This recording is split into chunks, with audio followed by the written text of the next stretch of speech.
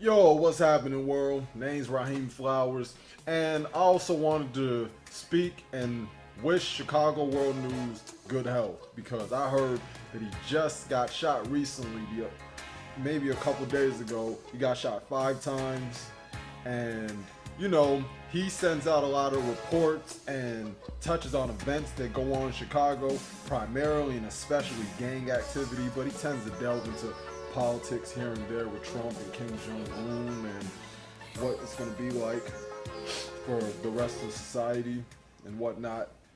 So I wish him good health, and he is a clear testament of niggas who literally want to shoot the messenger. Even when you think about that incident back in August with Tommy Sotomayor when he was in Bronx, but he was definitely in New York when he got sucker punched. And black folks thought that they could get a victory out of doing some shit like that.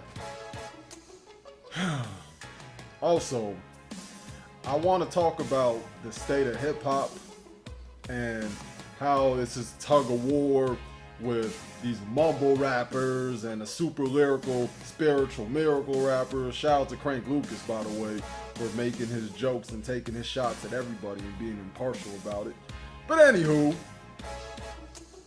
yeah, it's getting to a point now where people are starting to understand it's not that there's any diversity.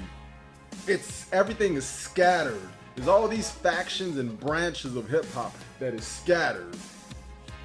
Because if everything was truly diverse, then these genres and subgenres, or these subgenres rather, would have been found a way to monetize and unify with each other, and they would be more in sync with each other. You know what I mean? But we don't see that. That's why you can see all these dudes like Yachty and Uzi talking shit on the young generation, and Young Dolphin, who also got shot recently, was going in on Pete Rock. Pete Rock going in on Young Dolphin. I feel like Nori, Noriega from Queens, shout out to Nori, is one of the few people who understand that, and this dynamic is going on right now. He understands that there's friction amongst the two, the older and the younger. And I don't like the fact that Negroes like academics insist on using the term old head when he's fixing to be 30. I understand he means in the sense of the mentality and whatnot, but let's not even look at it like that. Let's just look at the fact that the standard and the quality of hip hop has dropped. Don't get me wrong, you got dope rappers like Silk Money, you got dope rappers like Chris River, Big Pun's son, you got dope rappers like Oswin Benjamin, Orlando Brown, Golden Link, Vince Staples. So you definitely got your rappers like them. You got your Joey Badasses, you got Chance's brother Taylor Bennett. And these are all off the top of my head, mind you.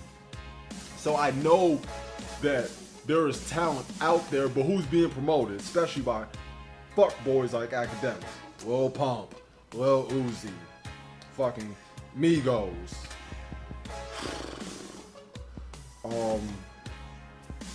BET, the thing that is supposed to be empowering black people and being their own business, even though they're owned by Viacom and they're always gonna sell some shit to a Jew, just like how Q sold hip hop out to a Jew. And there's a guy who is a part of the sales market for World Star Hip Hop since 2015 called John Weinberg. Go ahead and look him up so I'm not just speaking arbitrarily. You feel what I'm saying? And since we're talking on the subject of blacks and sellouts, I want to just expound upon, Generation X, the baby boomers, and their negligence and the dysfunction that thus they created from the blaxploitation, from not listening to their elders, and now they want to down my generation. Even when they talk about how we do things like all that dyeing their dreads and sagging their pants and all these suspect bars, when in reality there were suspect bars in the 90s, even by Biggie. Suspect bars. And these dudes that a lot of Batty Boy They did a lot of fruity tooty dick in the booty shit. And what I mean by that is, look how they dressed in the 80s. Look how you had these androgynous. So in reality, y'all Negroes birthed all the young thugs you see out, all the Uzis that you see out, all the little pumps, all these hyper masculine simp ass niggas you see. Black exploitation, all these gang banging ass Negroes. You Superfly, Dolomite, Dynamite from Adult Swim. This is what y'all do. Just remember that. I understand that my generation is very cynical and nihilistic. That's why I can go to any Facebook feed right now and they can say, oh man, I don't trust these niggas because all these niggas want to do, they will cheat on they bitch and you can't trust what these niggas say and they'll just do all this sweet talking. Then you got the dude say, man, fuck these hoes, man. You can't trust these thoughts. Where the hoes at, bruh? This is what you hear. This is the narrative that's being spread by my generation now. Then you're going to continue to perpetuate that for Generation Z when you don't have to. And another thing I want to talk about, this a lot of these dysfunctions stem from the fact that you look for white people's approval.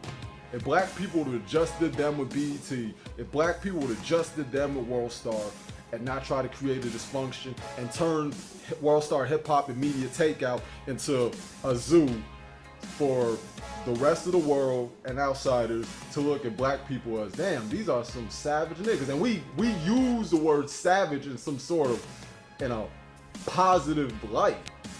Like that's something to be proud of, especially here in Chicago. We're called Chirac. Black people gotta learn to take criticism better.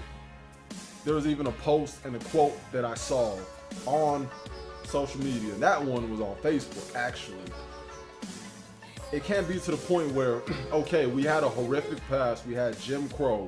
We had the Atlantic slave trade. We had the crack era.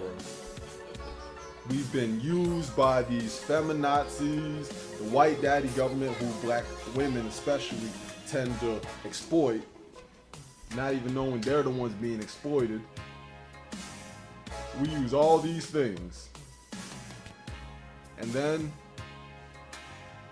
this is what the outcome it creates. We don't even want to build nothing of ourselves.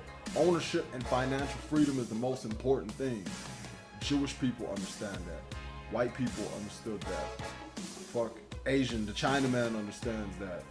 These Latinos understand that. These Arabs understand that. But black people just want to get promoted. Like, black people have given up spiritually.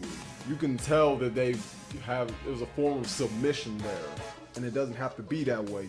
We live in an era where we could create our own businesses. Isn't that what these rappers are doing with YouTube and social media and SoundCloud? Is that not what they're doing? But see, it's about the intention. Do you have selfish, malicious intent? Or do you have constructive / productive, well intent? That's what it's about. And to be honest with you, it's number one for most of them.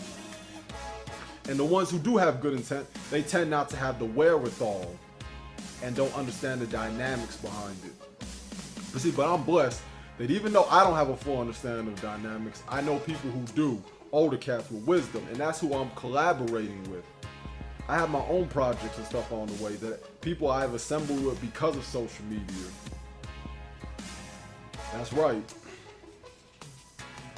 And it's getting to the point now where these things are in front of us, but we ignore it because we spiritually surrendered to what is white society. We have. That's why black people, that's why there's so much of this nihilistic, cynical attitude like I was stating earlier. But we can change that. It's gonna change in my lifetime, my generation, I hope so, but chances are they're not. But we could definitely make a difference for the next ones. Like my nieces, for Generation Z. We don't have to do the same thing that the fucking baby boomers did. Because they didn't give a fuck. They didn't care about what their elders had to say. They didn't challenge anybody. Only a few of them did, but as a collective, they did not.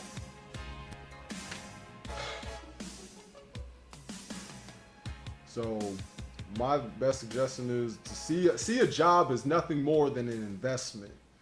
Don't see it as a long-term thing, a career, something to do for the rest of your life. This 9 to 5. Jay-Z said it best. 9 to 5 is how to survive. I ain't trying to survive. I'm trying to live it to the limit and love it a lot. And that's what we need to do. We need to come together and bridge this gap between the older cats and the younger cats, between the traditional style hip hop and the more unorthodox party style hip hop. Because right now, all we see is all this division and friction. And in my opinion, the greatest equalizer in this world is death and social media. It makes the world a much smaller place. And I'm going to leave it at that. Peace, everybody, and have a blessed day.